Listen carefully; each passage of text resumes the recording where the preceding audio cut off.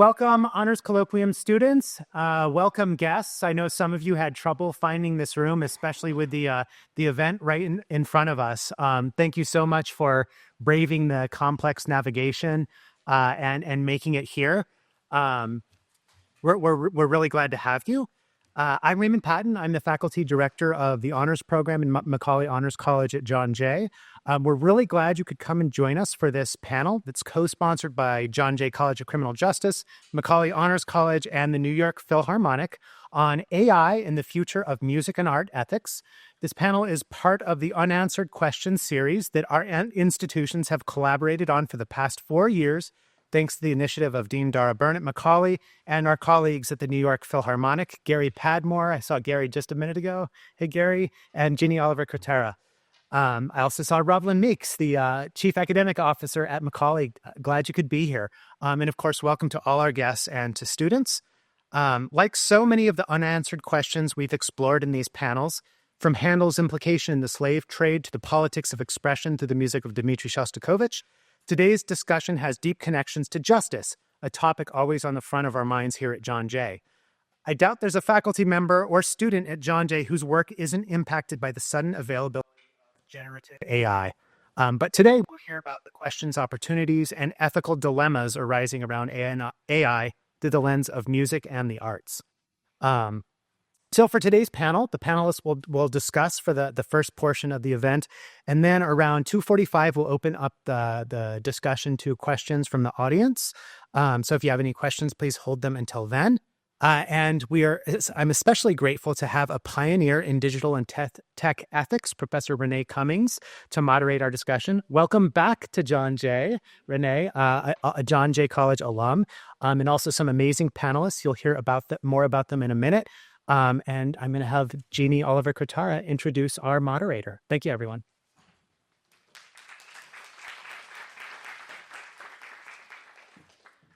Good afternoon, everybody. How you doing? That was not convincing. How's everybody doing? Nice. Wonderful. My name is Jeannie Oliver Cretara. I'm the manager of teaching and learning at the New York Philharmonic, and it is my absolute pleasure to work with Dr. Patton and his team in bringing this panel discussion to you. So I'm going to start off. I'm going to introduce Renee Cummings. It is really exciting that Renee, on a very cold email, it was LinkedIn actually, hey, would you do this? Said yes. And I'm very excited. So Professor Renee Cummings is an award-winning artificial intelligence innovator, is an AI data and tech ethicist, and the first data activist in residence at the University of Virginia's, UVA, School of Data Science, where she was named Professor of Practice in Data Science. She is also the inaugural Senior Fellow in AI, Data, and Policy at All Tech is Human, a leading international think tank. And there's a lot more interesting things. I'm going to finish up with Professor Cummings is also a non-resident senior fellow at the Brookings Institute, co-director of the Brookings Institute's Equity Lab, and a distinguished member of the World Economic Forum's Data Equity Council and the World Economic Forum's AI Governance Alliance. Please enjoy and think of questions. I'm sure you have some. Thank you. Thank you so very much for that. Let me say it is an absolute honor and a pleasure to be back in John Jay. I'm a graduate of this program, the criminology program, as well as the terrorism studies program. And I graduated from that program probably over 20 years ago.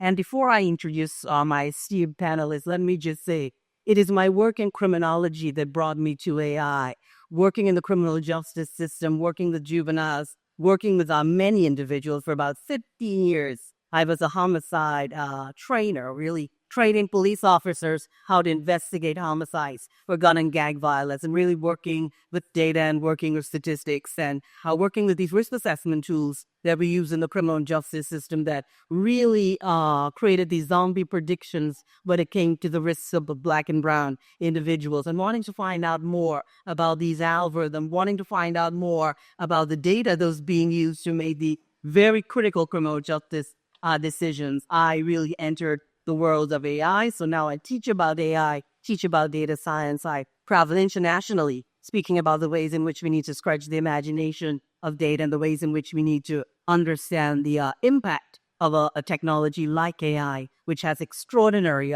social consequences if we don't build the robust and rigorous ethical guardrails. So that is my little introduction, and I will start now with Victor, and then I will continue with William, and then Lakshmi. Give a little background on yourself and tell us why you are sitting in this seat today of what is a very expertly curated panel. So, Victor, go ahead. Hi, everybody. Whoops. Hello, everybody. My name is Victor Varnado. I'm an artist. I'm so sorry. I just don't like being in front of a lot of people unless I have something rehearsed to say. I'm an artist. I'm celebrating today. I just turned in my final report for my research for the National Science Foundation. I got a grant for my work on assistive technology. Also, so yeah, I will be getting drunk tonight. I love making video games and music. I'm here with a soundtrack to a video game that I made, and we're going to be listening to one of the songs later. I'm a comedian. I've been on Conan O'Brien and Jimmy Kimmel Live. I'm a New York cartoonist, and I work as a television and film producer as well. So I just do like a lot of random stuff. That's about it. Thank you so much, Victor. William? Are we all set? Okay. Hi, everybody. My name is William Need. I'm actually quite honored to be here amongst some very special people. I am the head of the AI committee over the local musicians union. And the way I got there is that I have been composing soundtracks to films and television shows for probably about the last 30 years. In addition, I was a performer went to school right around the corner here at Juilliard, and was performing with Stevie Wonder and Aretha Franklin and David Bowie and all sorts of people for a number of years, and worked on Broadway for 26. I was at Broadway shows. But in any event, I was hired to do a soundtrack for a movie, and it went into the union, and specifically the producer said to me, well, we really want to use AI on this, whether or not we use it all or partially. We want you to you can use it any way you want, but we want this AI generated. And so I went into the union and just asked them a simple question: what kind of policies are you gonna have about that?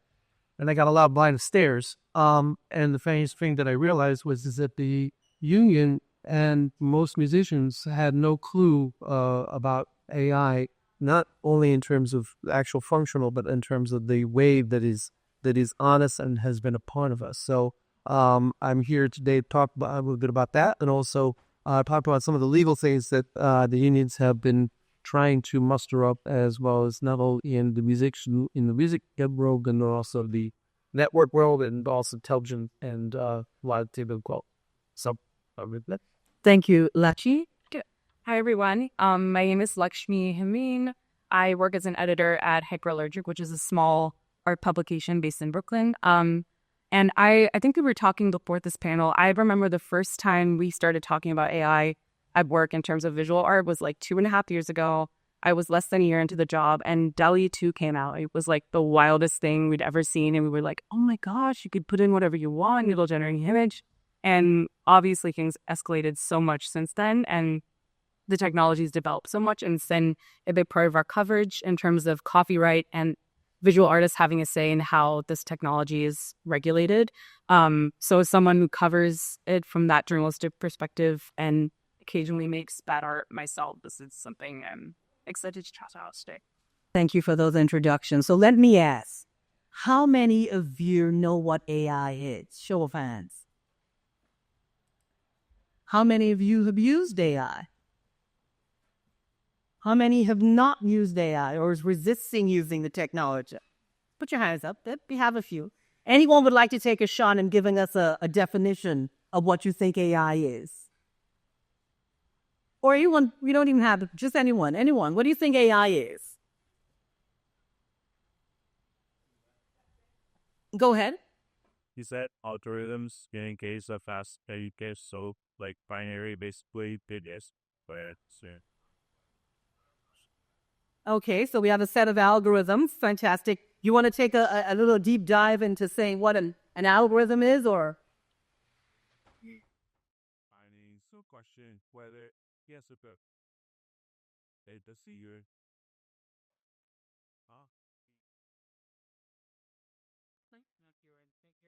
Huh? You want to say it again? When you just repeat it. Yeah, and you just get a chance of here.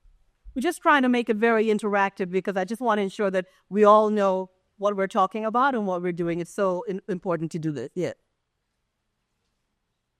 Oh, hello. Thank you. All right. Do I review my answer? Oh, you could. So what is an algorithm? Well, algorithm is a set of like questions binary towards a yes or no, basically in terms of zeros and ones, but in theory, it's trying to get to like your main question in a series of steps, basically. Definitely a series of steps that try to get to a main question. Anyone else wants to take a little? Anyone wants to add anything? Fantastic. Go ahead. How about technology that speaks its other things for itself? Hold on, the microphone is coming. Yeah. Technology that's thinking for itself. Technology that's thinking for itself. Anyone else? Okay, one more across here. Okay, we have right. It's technology that like learns from whatever you put inside of like the algorithm. Yes, technology that's learning from itself. Excellent. And we have someone right here. Oh, we have a few more. We have one right. Put your hand up. So, yeah. Look. Well, we want everyone to benefit from your extraordinary knowledge.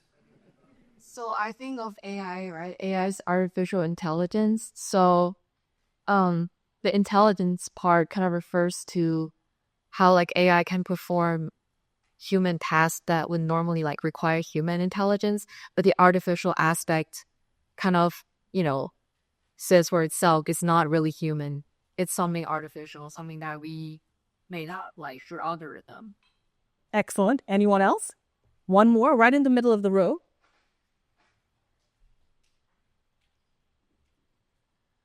I think at the end of the day, AI efforts or efforts in research from AI is an effort to make machines to imitate human intelligence, like imitate how our brain works, neural network, deep neural network, these models, and to take this to extraordinary levels with the capabilities of semiconductors in the biological base. Excellent. All right. So we had some good definitions there. And I'm here to tell you that everything that was said is actually what AI is. You were speaking about the neural networks.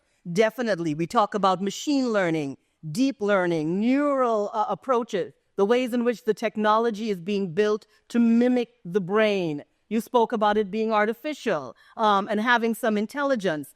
Definitely, it's being built by humans. So it's bringing all of those human challenges and biases and discriminatory practices in there with the intelligence that we have as well. And artificial because for many people, it may not be real. It doesn't feel like real. And then someone spoke about machines mimicking and doing the things that humans are supposed to do. And that's how we're building the technology. We're building the technology to do many of those tasks that we want to do. The fear is that this technology may soon surpass our own intelligence. And my friend in the far back who took the first chance at speaking about these algorithms are doing very specific tasks. You're right on point. Because what we have seen with AI is its ability to predictive analytics, the ways in which it's predicting, it's recommending, it's forecasting, and it's summarizing. And the bottom line of AI, when we think about AI, it's data.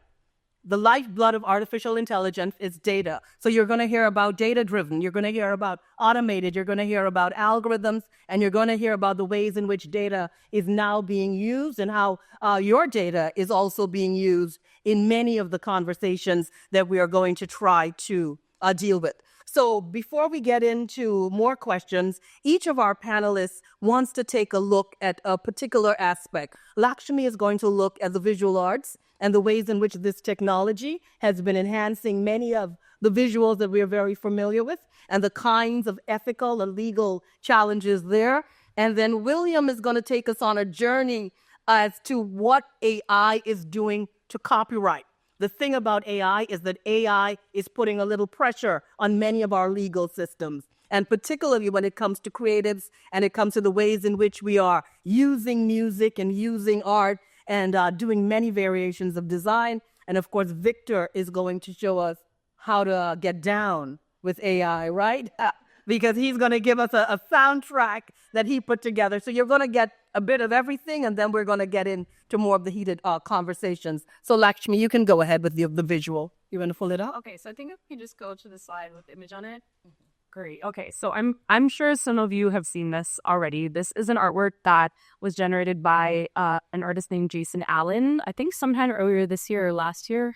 And he used Midjourney to create this portrait and entered it into a contest against other human artists. So I feel like this is kind of an interesting example to start with because it won and it beat a ton of other artworks that were created by human artists. And it kind of opened the floodgates for a lot of ethical and legal questions when it comes to this for visual artists. Because obviously you can see this had some clear precedents in art history. I'm sure there are like sample paintings that the artist might have been thinking of when he was creating this.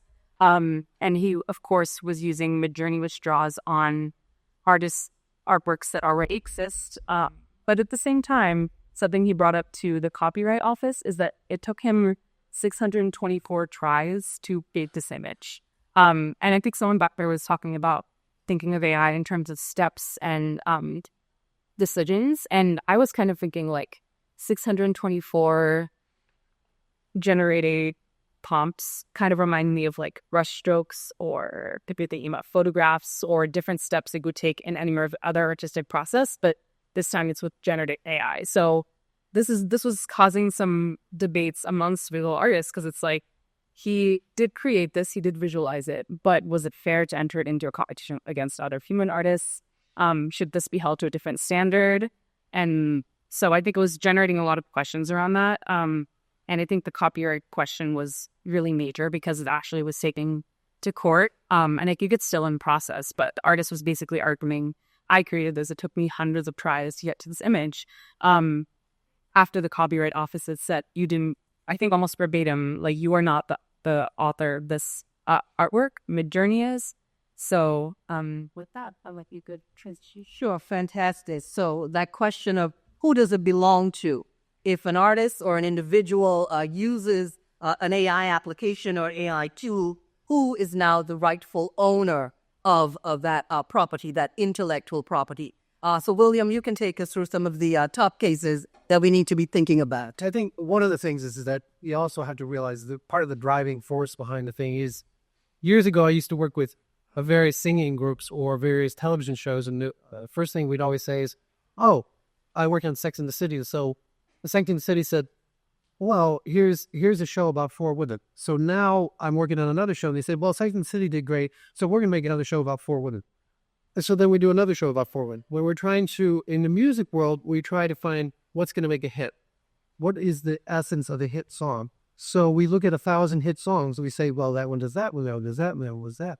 So as a result, we're all trying to think of like, okay, so if I do that, I'm going to create the next hit song.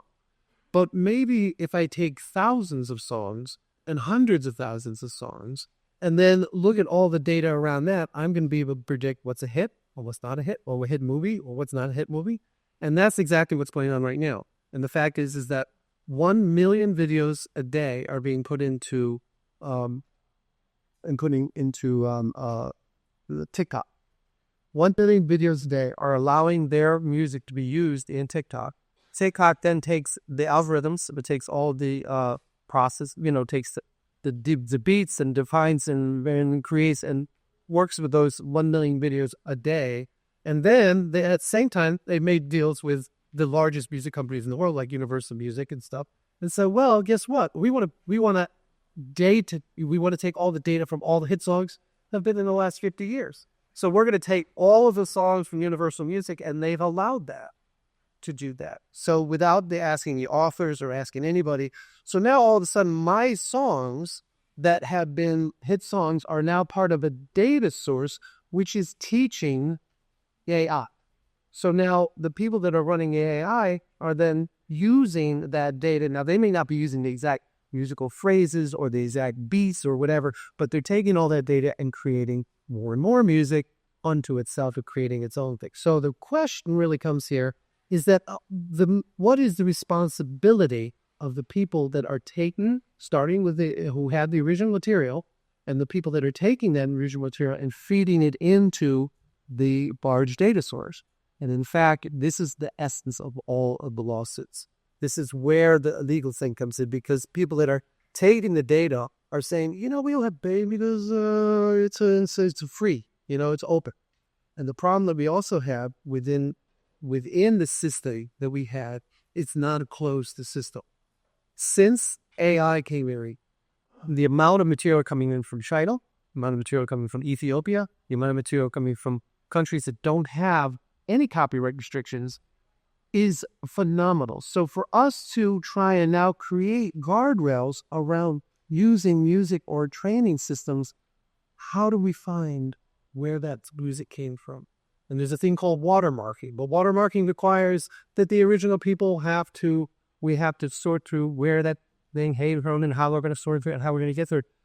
Well, when you're dealing in the volume, like I said, from the Googles and the YouTubes and all of the large companies that are pulling this vast amount of data, trying to find my songs. I realize I have over 100 albums at Concord Music right now, and I've never received one royalty for any of them. And that's the present day system. So mesh going on far beyond that, forget. So in other words, what I'm saying is that the legal system is, and there's a number of lawsuits that we can get into in great detail that I could go on for hours about. But every aspect of it, every part of this is going to affect you and your ability to create and how we value human creation versus machine creation.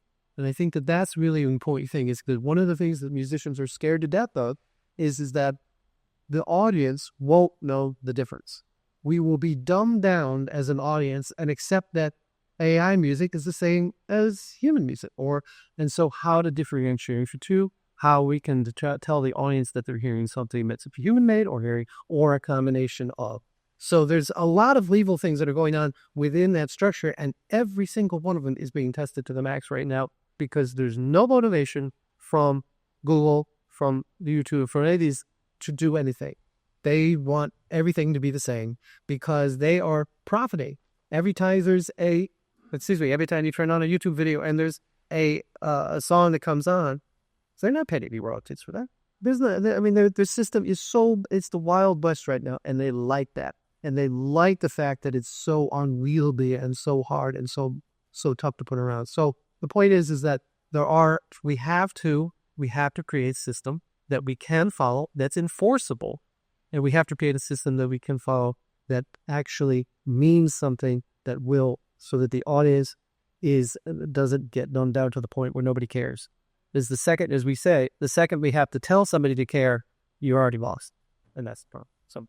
Fantastic. So I think William is trying to explain to us again. The question is, whose music is it? Who owns that music? If you are someone who comes up with a prompt, let's just say using Gen AI says, I would like to create a song written in the style of Stevie Wonder, but sung in the range for the approach of a Diana Ross. And I create this song, and it's like a song. Does the song belong to me as the person who put that comp in there using the tool? Or does it actually belong to Diana Ross and Stevie Wonder and Bill, who may have worked with Stevie Wonder on it? And then how do we compensate? Or do we compensate? Or is it our responsibility to compensate? Whose intellectual property is it? So I just want to add up another thing. I'm working on a program right now with a company over in Japan. And this is it's a fascinating program because I was a musician for many years, and I worked thousands of hours to perfect playing flute and clarinet and stuff.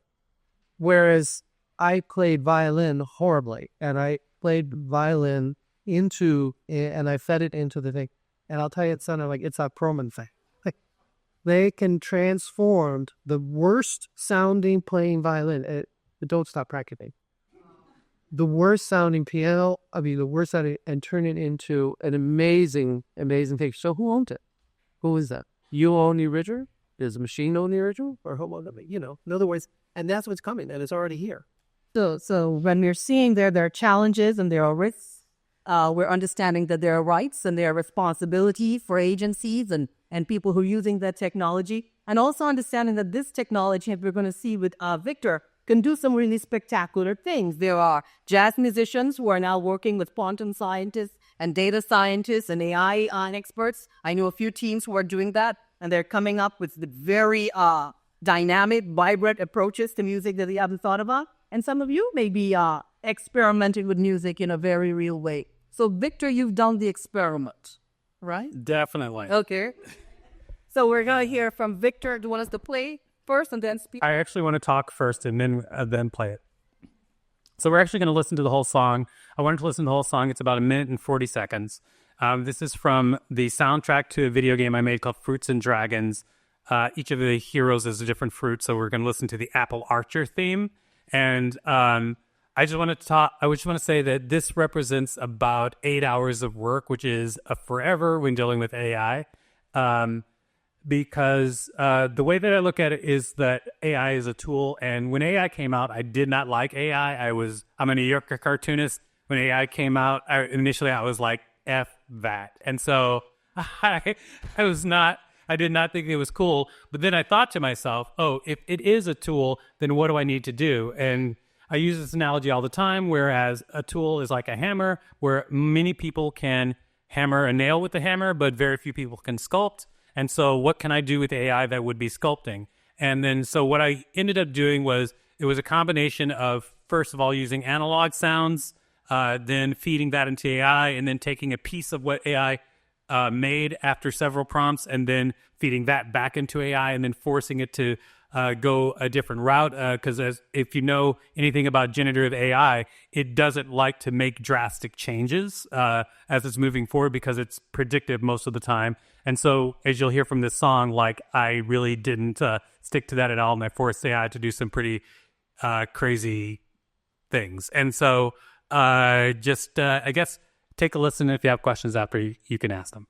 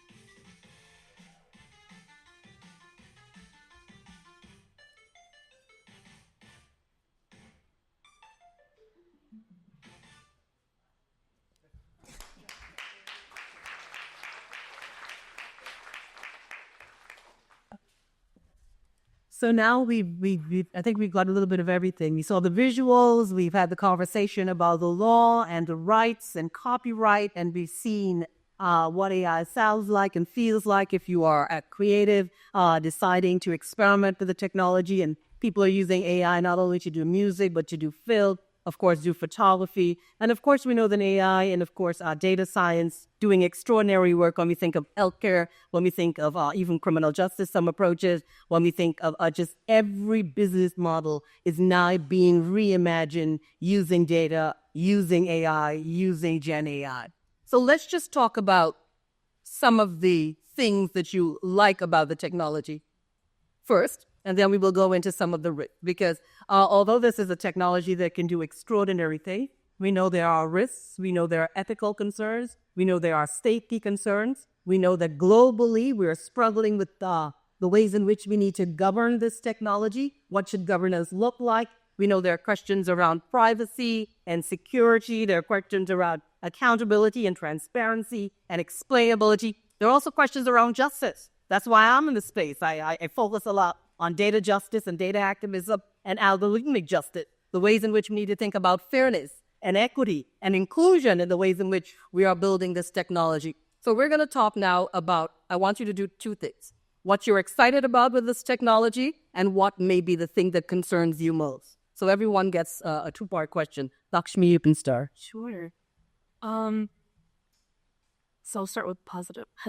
I think from what I've seen and spoken to artists about, this is kind of a roundabout way of answering this, but I think based on the image we just saw, like it does kind of have this mid-journey sheen. I do think there's sort of like a sheen to certain AI images, and it gives artists something to work against, which I actually think is pretty productive. And also in terms of like journalism and writing about art, it gives you something that you don't necessarily want to become. Just because a lot of, specifically, like sometimes the writing can be a little bit off and it's missing that human quality. It just sounds a little robotic. So sometimes even when I'm like editing or writing something about art, I'm like, okay, does this sound like it was written by AI? Like, if so, I need to change something. And I do think it's forcing us to get a little bit more creative. And obviously using the tools, there are like many ways to do that. But I also think that like it's really cool to see people being like, okay, I don't want to create something that feels like AI could have made it. And I think that is like a productive space to work in. And then in terms of the concerns, I definitely think that the artist's work being used without their consent or their permission. I mean, the art world is already brittle with economic inequality, which tends to fall obviously around gendered and racial lines. And I think that's already such a big issue. And without regulation, I think a big worry is that these companies are going to be preying on some of the most vulnerable artists who are already struggling to make it by in the art world. So I think that's like one concern that comes to mind.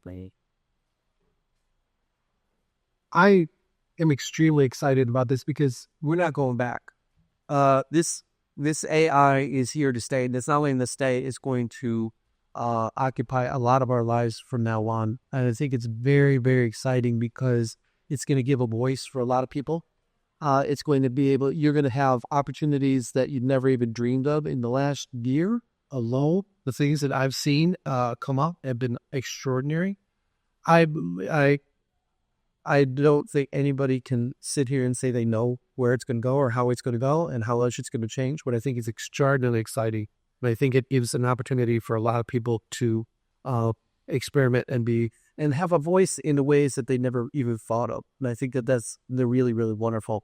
Things that make me the most worried is, of course, I'm referencing a number of studies where you see that if you look at the number of like the music or in writing, especially, the bottom gets drawn up from AI and the top gets drawn down, but there's no substitute for great writing. There's no substitute for great songwriting. There's no substitute for great artistry. So it actually, in some ways, I found like artists work harder because it not only do you not want to sound like AI, but you have to work harder to get your voice out in a very special kind of. I think it's an incredible opportunity, and I think you can't stick your head in the sand. And I think everybody here really needs to get involved in one way or the other. the worst thing you can do is wait for the asteroid to hit the planet. What was that movie? That. But in other words, it's something to get involved in, but in every single way. And I think that the most important thing that I'm worried about is that we have based our entire system on choice and ownership, and how that choice and ownership has created a system of young writers. I'm worrying that young writers won't ever have the opportunities to, whether in music or in film or in television, whatever, to have the opportunities to go through the process to become a great writer. These great writers just will pop out of the box. A lot of them spend years and years and years writing, as well as in music and stuff. So we don't want the opportunities of all the opportunities of the AI to eat around the edges, so that there's no loss of opportunities for young, especially for young proposers and writers. So, thank you. Thank you. The movies that you were looking for were Deep Impact and Armageddon.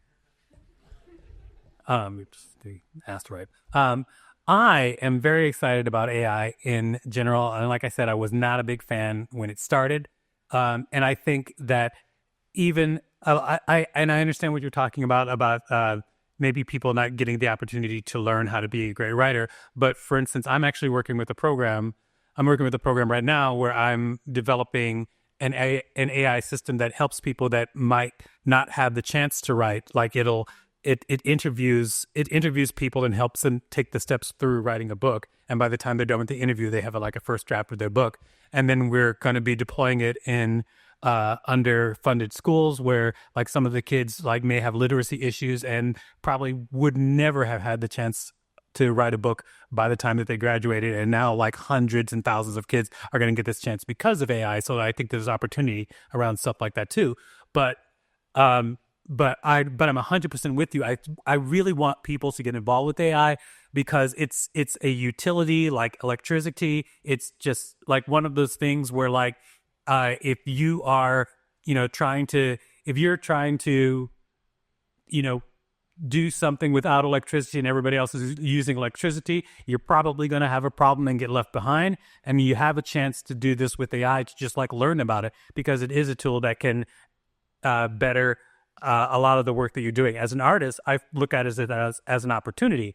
I can draft things to such a degree where I can then make a judgment on whether or not I should continue with them faster than I possibly could in the past, which is one of the things that I love about it. One of the things that scares me about AI is that it's such a hot button, and it's a super powerful tool. Also, and in the hands of bad actors, it is incredibly dangerous. So, good luck, everybody. So thank you for the true perspective. So I will say this. So as someone who works in the AI governance space, I spend a lot of time thinking about accountability, transparency, and the ways in which we need to bring equity in this technology. As a criminologist, I'm doing a lot of work now in immersive justice, combining virtual reality and, let's say, rehabilitation and restorative practices, and thinking about ways in which we could sort of reimagine and innovate our justice system, the ways in which we can digitally remove the walls, and the way in which we can ensure that individuals are able to re-enter society and really get a head start once they're there. As a professor, most of the questions I've asked would be whether or not my students are cheating with Gen AI, right? So there's a big question. But I'm also fascinated by the imagination, because most of my work is around how do we imagine? How do we reimagine many of our systems with this technology? But understanding, of course, there are the risks, understanding that there are rights that need to be upheld, because this technology has the ability to undermine rights, to impact things like human rights and, of course, civil rights. A critical aspect of AI is something called duty of care, how to ensure the things that we are building and deploying and adopting and adapting and procuring are safe. And of course, something called due process, which we are seeing that an algorithm has the ability to undermine due process, particularly for people with the criminal justice system, people who are getting public benefits when it comes to things like mortgages and credit scores, and just the ways in which this technology, because of those historical data sets. So I consider myself a critical data scientist, and I spend a lot of time thinking about data and how we need to treat with those data sets. When you are thinking about your individual areas, What are you expecting from regulation? What are you expecting from governance? The challenge is we don't want to over-regulate and over-govern because we want people to innovate, although innovation and ethics can happen in the same space. But we want to ensure that people's rights are protected, their intellectual property is protected like yours. But we want to ensure that students have access, like the tool that you are or the system that you're creating. So what would you want to see when it comes to governance, regulation, or compliance that you are not seeing at the moment in your particular areas? Lakshmi, you want to start? Sure. That is a heavy mission. Yeah, I mean, I think there's so many things. One thing that I know artists have been pushing for is for there to be a structure for them to allow to like kind of control how their visual art is used. I think there have been like a few open letters floating around over the past couple of years from artists whose work has been used without consent and without their permission. And then let's say one of those works influences a AI artwork that's then sold or profited from and they get nothing. So I think, I don't know what the answer would be, but I think some sort of structure to make sure that economic exploitation is curbed as much as possible. You might have some better answers to that than I do, but yeah, I think that's kind of top of mind for me based on what I've been seeing the doors. This is a huge question. It falls to the really the core of what ownership is, what choice is. And what I found in working with the various union stuff is that we're always trying to put the square peg in a round hole. This is like nothing we've ever seen. It's like two people buying a house and making a contract for the house, and the house is a different house by the time you get there. Every single thing that we rely on that has been that we have been basing our decisions on in terms of contract law, in terms of good faith negotiation, in terms of all these things are all up in the air. And the thing is, I wish I knew the answers, but the thing that disturbs me the most, of course, is that there's the part of it, as I was saying, that the unwieldy large aspect of this about trying to control this means that we need to force the large tech companies to do something they don't want to do, and that is pay money. The artists should be paid. Whatever it is that you use something that I create, you should be paid for it. And the fact of the matter is that the only time that we really can control that is at point of where the consumer needs the product, and that is through a Netflix, the Amazons, and all of those in the world. Because anything less than that, Universal Studios is worried about that AI is going to replace that. All the major studios are trying to make many deals with AI companies because that keeps them alive. So the fact matters is that the one thing I am concerned most about is that people will just throw up their hands and say, some of it's figured out. I think, well, first of all, I am throwing up my hands and saying someone else figured it out because it's really not my area of expertise. But what I do think is going to happen in the future, and I really think that it's going to be whatever that you have touched in any way, even in the smallest way, is something that you're going to have the copyright to. The reason I think that is because, and we talked about this a little bit, is because of what happened with photography. So like when photography first started, it took like around 70 years for them to be able to copyright photographs, because they said that that photography took the artist out of the equation, and then the people who were photographers had to develop their own art around photography until everyone eventually agreed that yes, you're doing enough work that is something that you can copyright and it is your own work. But what became of that was that now if you have a camera and you just drop it and the shutter goes off, and then you take that photo out of that camera, you can copyright it. And that wouldn't have flown at the beginning of cameras, but it does now because of the precedent around photographs. And I think that's probably something similar is going to happen with AI, because I think that people are going to work AI like an artist works with a tool. And then eventually it'll get to the point where people will say, okay, this can be copywritten, but then where do you draw the line? I just wanted to add one thing. I know we talked about that like when we chatted last week, and I was also thinking in terms of that shift around photography, that it also kind of forced a shifting of how like painting was approached, because before that point, a lot of the painting and portraiture was recording what's around you and documenting the world, history paintings, things like that. And this kind of like, it was like, oh, we can just take a photo of that person. You don't need to necessarily spend all this time crafting or like commissioning an artist to paint a portrait of that person if the photograph does the job. So it also kind of forced like other mediums for us to kind of like, I was 11. I don't know. I think it probably made people think like, oh, we got to get creative with how we can. Well, I mean, I don't know if it was just like directly responsible, but that is like when, abstract art became, a real thing, because like they were doing something different that photography doesn't do.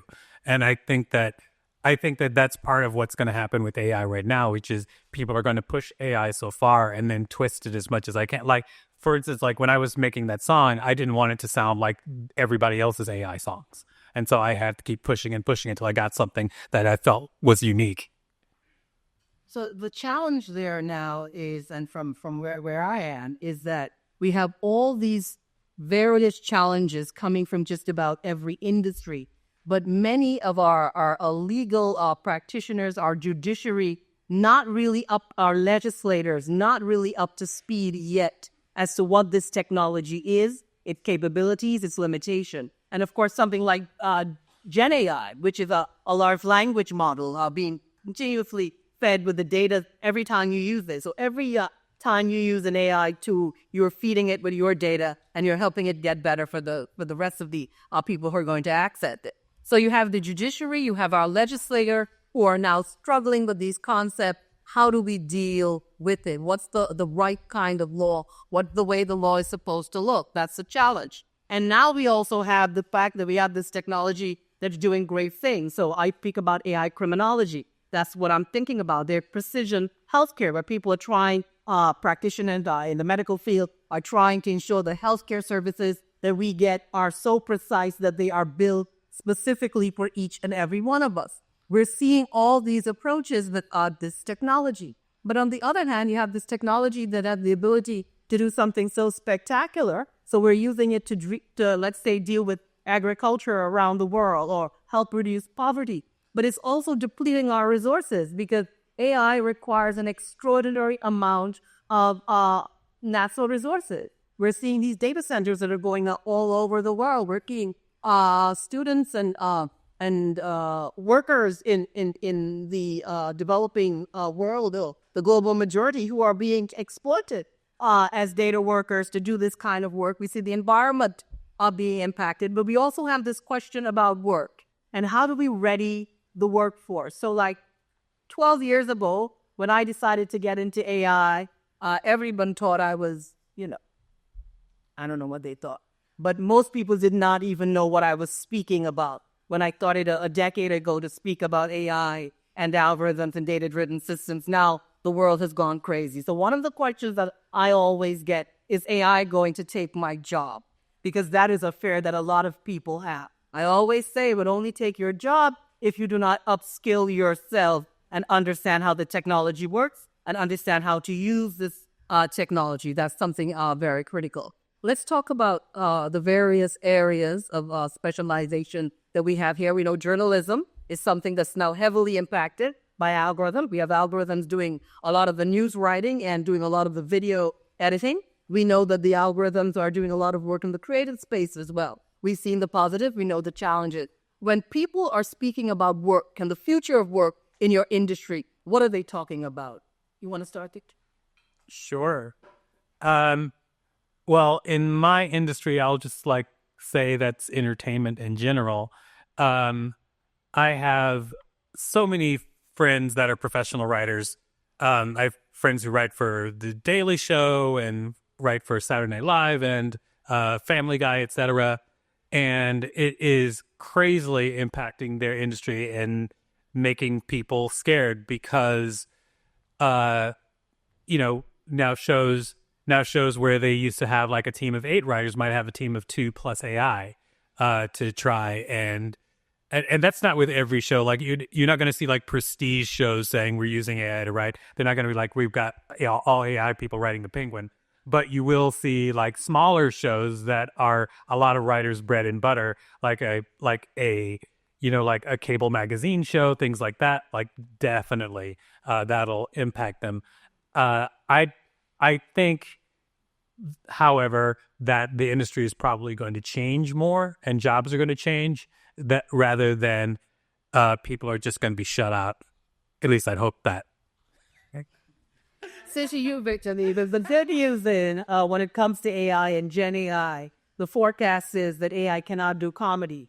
So your job is for it to say, why we can read it. Say, you can't get AI to do comedy, Jeff. Yeah, it doesn't. That is true. AI is terrible at writing jokes. Right. So we're going to have Victor for a very long time. William and Lakshmi, what are people talking about when it comes to the future of work? Well, I mean, that is the basis of everything, because the fear of AI is permeated every aspect of the music industry, and the fear of AI is that we can't control it, and we can't, somehow this monster is going to be here, but this monster is here and it's not going away. So the thing is, rather than run from it, I think that most of the musicians that I'm dealing with there's either two types of musicians, one who would use it and one who doesn't. I mean, the fact is that you can't escape now. Most musicians are embracing it in various ways and shapes and forms. It's where do you mind just lifting your voice so just in the back? Yeah.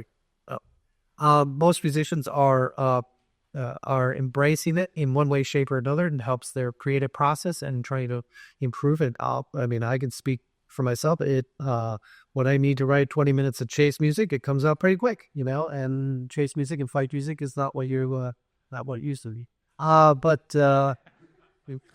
there's certain aspects in which it absolutely makes a huge difference in time management and being able to lead it. But I will say, the unfortunate thing is that the typical the documentary that I just finished usually has about 46 minutes of music on it. Out of the 46 minutes, I would normally employ anywhere from 18 to 20 musicians. With the 18 to 20 musicians, we'd have the recording time. You would have the programming time. You would add up. So anywhere up to about $250,000 we could be working on that. I finished the entire thing about $7,000 on there. And unfortunately, all the people that would have been employed, all the string players, all the people working in the studio, they just didn't even know that the job was even there. That it just came in, and that's the unfortunate part about it. But the thing is that there's not anybody that knows which way this is going to go. And we don't know how this world is going to develop. And like I said, in the last year, I've seen a lot of things coming up that will generate more and more jobs. So I think that the most important thing is, it's like when synthesizers came in, when recording came, you adjust and you work on it and you find it. But the days of just sitting by the phone and waiting for the call to play on a jingle are long gone. That's long gone. But there's a lot of other opportunities that come up. And also because of AI, what we've had is a lot more opportunities for expression, a lot more content creation. So we may lose out in some parts over here, but we're going to gain over here in other things. So it's not doom and gloom. In fact, I think that it's just the opposite. And you make a very important point there about the fact that some people did not even know the job existed and before the project was finished, and they still didn't know. And that really is one of the challenges with AI when it comes to agency, and the fact that we all know that we are fed different content depending on the ways in which we've been using the technology. So many people may not have received that information about the job because of the algorithm, because of your own data footprint, and because of the ways in which algorithms are oftentimes designed with biases. So that is a really critical question, that some people may not even get the memo that there was a job waiting there for them. Lakshmi, I know when it comes to journalism, CNN recently got rid of about 150 people. So journalists have been talking and thinking about their own future with this technology. And we saw that every major news outlet, from the New York Times to the Atlantic, have signed deals with Gen AI companies as well. So what are you thinking about when it comes to the future? It is a little scary to think about in terms of news reporting specifically, because, I mean, a lot of the time, if there's let's say there's a protest happening across the country and we can't get a reporter on site and we just need to essentially report what has already been reported, you don't necessarily need a person to do that. And it's kind of scary to think that sometimes it might even be faster for us to just be like, oh, this happened, and can you like write a report 500 words instead of that? And it just like spits it out. And that's where the role of the editor is kind of becoming a little more prominent, because you do need an editor to check, as you said, there are biases baked into all of these like technologies. So you do need someone to check and fact check and all of that. But the role of the writer is like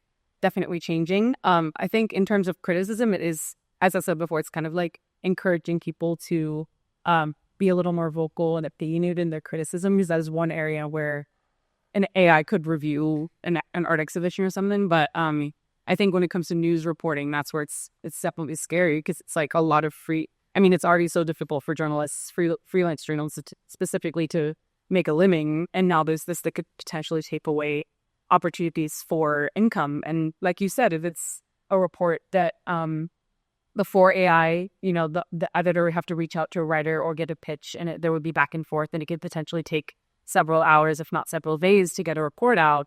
Now you can just, have AI spit it out. So I think that's definitely a big concern for reporters specifically. So now that we've heard all of the great things that technology can do, some of the challenging things, the ways we need to think about ethics and rights and safety, we want to hear from you now, because many of you are actually, you're in with a question one time. And let's go. You had your hand up, bro. With the mic pulled up. We're faster than AI, okay?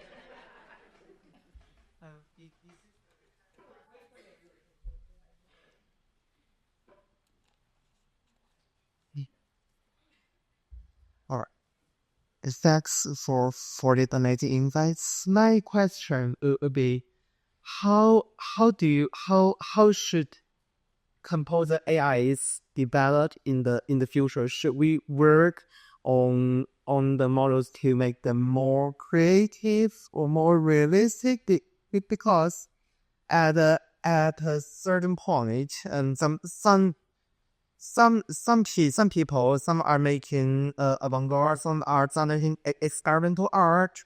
They may right now we may see these arts that's beyond the conventional cabins, a place for human artists to reside, to differentiate to differ ourselves from AI.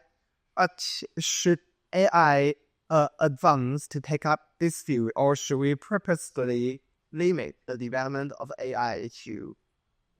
Okay, so the question is, should we limit the development of AI in the creative field, or should we work with it and do the kinds of revolutionary avant-garde thing that we can do? I mean, I am in love with immersive art. So my creatives, what are we saying? Are we limiting this technology's capability to create? Are we over-governing it, or are we innovating with it? What are we doing? What are you feeling? I vote no limitations. Okay. Just go. Just so. I don't think we could limit it even if we wanted to limit that. So, I mean, it's as the boat has said. Yeah, I would second that. I feel like at this point it's not possible. Yeah, because I guess that is a concern, or not even a concern, a fact that eventually AI will be able to paint as accurate a portrait of, I don't know, if I wanted to paint a picture in this panel right now, then you wouldn't be able to, it wouldn't have the AI shade to it. And I'm sure that's going to happen instead of anything. So I'll just say, while we're seeing the fact that this technology is moving ahead, and we know that the technology is always ahead of the law, I will say that many artists and creatives have been responding, because as a data scientist, one of the things that we're dealing with now is called data poisoning, where many artists are actually attempting to poison, using other data to poison those large language models to ensure that they don't create in the ways in which they're supposed to create. Some more questions. There are lots of hands. I'll go with the straight up the back, and then we'll come down. Thank you so much for that fantastic question. I'm here mostly as an artist. I'm a musician, but I'm here mostly out of fear. I'm not gonna lie. I don't have much positivity as of now, because I've been playing music for 25 years, and it's basically my life. And I'm a composer as well, and I have people that I know very well that are working in the, movie business, writing music, and they're starting to be out of jobs, or at least the job is completely changing, and some of them don't even get jobs anymore. To be honest, I was also seeking interest in starting to be a composer in that field, and then when I realized that AI was coming in really hard at this way, I was like, actually, I'm not interested anymore, because my main thing is live music, and it's going to be maybe a little more while before they can get to live music. They can send robots that look like me to perform. But my main question would be, in all visual arts and arts in general, whether it's music, film, or painting, like we study the things that what, because there's the beauty for me in this is human making things with their hands or just creating. And same with like acoustic instrument, that beauty of like using a real orchestra, even though it costs $250,000. There's that thing where like when John Williams recorded with a real orchestra, it was like, humans making music. And for me, that's part of the beauty of like all these humans coming together to make one product. And maybe you can call me old school for saying this, but like, are we going to lose this beauty of like humans creating together to create this one thing? Or is it, because especially there's no limit, like Victor just said, like where are we going? Like where's the craftsman's shit going to be? How is he going to develop? I don't know if the question makes sense, but That's an absolutely brilliant question. Anyone would like to take it? Sure. Thank you for being a musician your whole life. That's not a challenge and not a simple thing, having done it myself for many, many years. The most important thing is you. The most important thing is your voice. The most important thing is you have to find a way to express yourself, whether or not the economics or whether or not anything else falls in it. You do what's in your heart. That's what matters the most. Now, whether or not AI comes in and chews up half the jobs, it's your life, it's your voice. You need to make it work for yourself. And so the choices is that you can say, no, I'm not going to work over here. You're speaking about a lot of economic choices, and the industry is going through major economic choices. I mean, I can talk about the jingle industry. I could talk about libraries. I could talk about all the things that have affected the music industry. But who's the most famous musician? Well, this Taylor Swift. What do we talk about all the time? Taylor Swift. We talk about most famous people in the world are musicians. There's a place here for all of us. And now for you to determine to be a composer, go for it. Don't let any of this stuff get in the way, because this is all just noise. It's changed the industry, it's changed everything, but don't let it stop you from being creative. And there is no substitute for a wonderful orchestra. There's no substitute for a kick-ass rock band.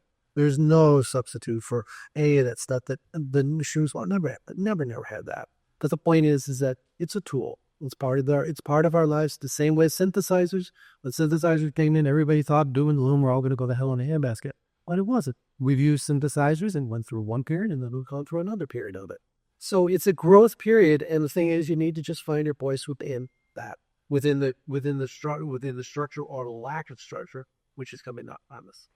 And I will just add to that: explore with the technology. Don't block it out, because what I'm realizing is that the people who are just naturally creative are actually getting more out of the technology because of their ability and, of course, your own experience to generate the kinds of prompts. So you may find that one person with not that level of creativity may put in a prompt and get one product. And then you, coming with 25 years of experience and all the expertise that you have, you create a prompt for that music that does something really spectacular. So it's about collective intelligence as well. Of course, your creativity and the ability to use this tool as you use a guitar, as you use a piano, as you use a saxophone, you can use the technology as well. So just don't close yourself off from the technology. We can go to the...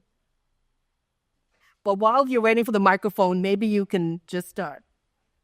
You think you could throw your voice? Yes.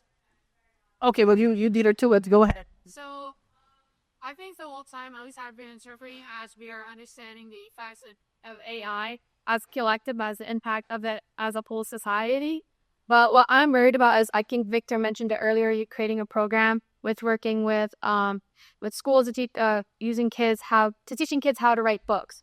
what I'm worried about is that with the use of AI, it was it would cause them to become lazy with their crafts, and they would not effectively teach them the skills that they would need that one would do for like instance painting. How to like do certain colors, like color theory, things like that. They could use field photography, knowing how to edit things in a program. People who are not learning the key skill that's needed for their certain careers and the expertise, if they are not learning that to master their own skill and allowing AI to do it, how are the results going to be impacted because of that?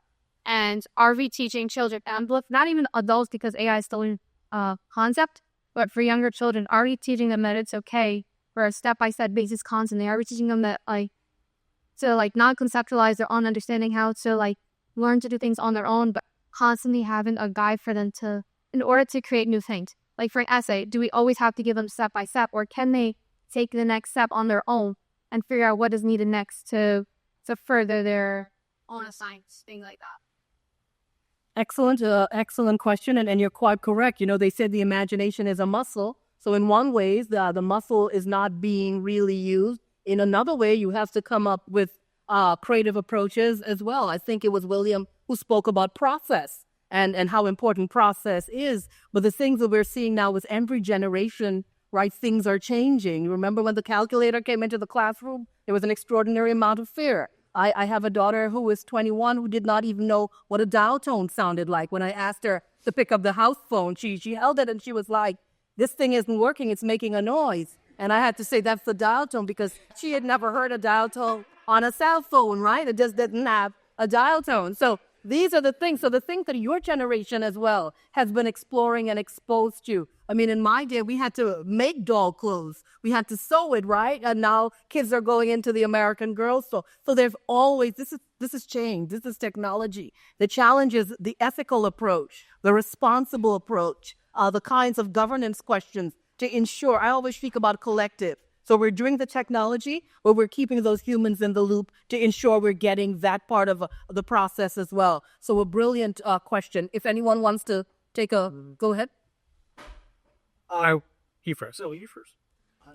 I would say that I think that what you're saying is an issue that a lot of people have. Like they think that AI is going to raise like a generation of people who are just blubber minds and blubber bodies, and I don't think that that's a necessity. Yes, we could do that. We could like say, hey, let's use AI in such a way where nobody actually ever has to do anything or ever has to learn anything. But I don't think that's what we want to do.